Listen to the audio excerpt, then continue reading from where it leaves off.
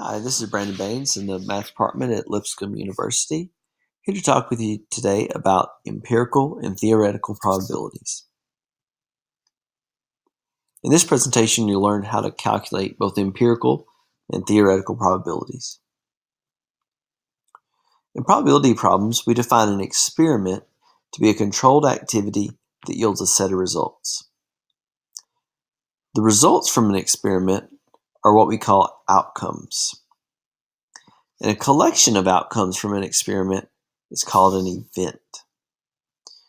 For example, if we were to roll a six-sided die and observe the number rolled, we would say that the experiment is rolling the die.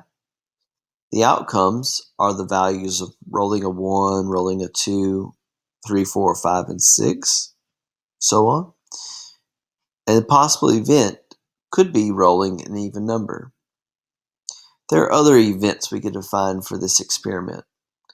For example, we could define the event of rolling a multiple of 3 or rolling an odd number.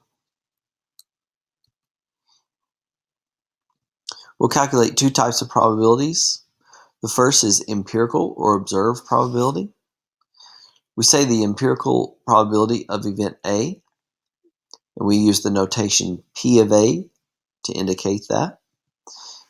It is the ratio of observed occurrences of event A to the number of times the experiment was conducted. For example, if we flipped a coin 10 times and observed 4 tails, we could find the probability of tails to be 4 out of 10 or 4/10. And again, this would be an empirical probability because we actually conducted the experiment and we're calculating that probability based on our results. The second type of probability is theoretical probability.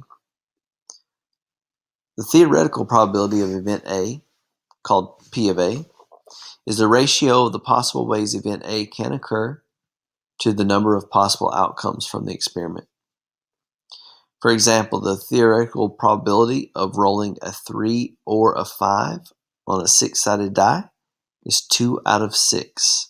There are 2 ways to roll a 3 or a 5, and there are 6 possible outcomes when you roll a six-sided die.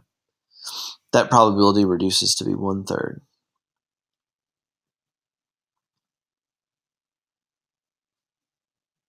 There are several properties of probabilities that we'll use. The first of those is that all probabilities must be values from 0 to 1. If the probability of event A is equal to 0, then event A can't occur. If the probability of event A is equal to 1, then event A must occur. Lastly, the sum of the probabilities of all the possible outcomes of an experiment must equal 1. For example, in our six-sided die experiment, if you were to sum the probability of rolling a 1 plus the probability of rolling a 2 plus the probability of rolling a 3 plus the probability of rolling a 4 plus the probability of rolling a 5 plus the probability of rolling a 6, that would sum to equal 1.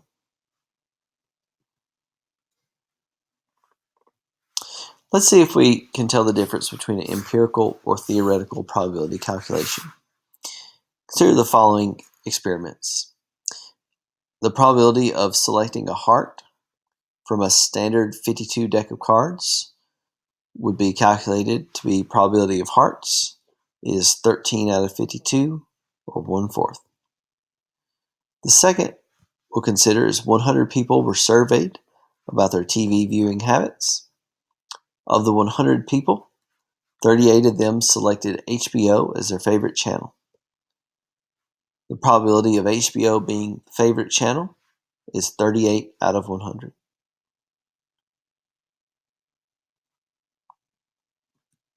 Our first scenario is a theoretical probability because the calculation is considering the possible ways to draw a heart from a standard 52 deck of cards. And in this case, we're not observing the results of an experiment, rather we're thinking about the ways those can occur. The second probability we calculated is an empirical probability because we are observing the results of the experiment and calculating the probability from our observations.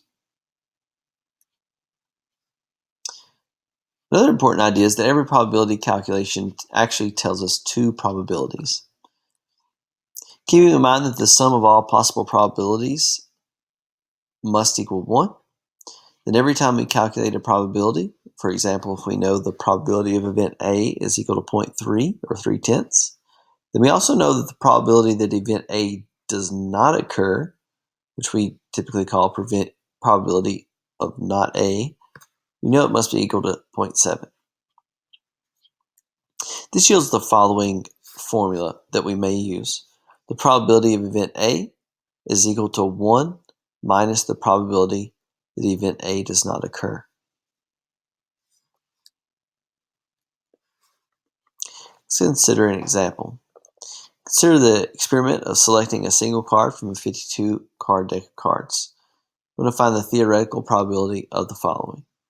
Selecting a 7, not selecting a 7, selecting a jack, queen, king, or ace, selecting a heart and a spade, selecting a card greater than 5 and less than 8, selecting a heart, diamond, club, or spade.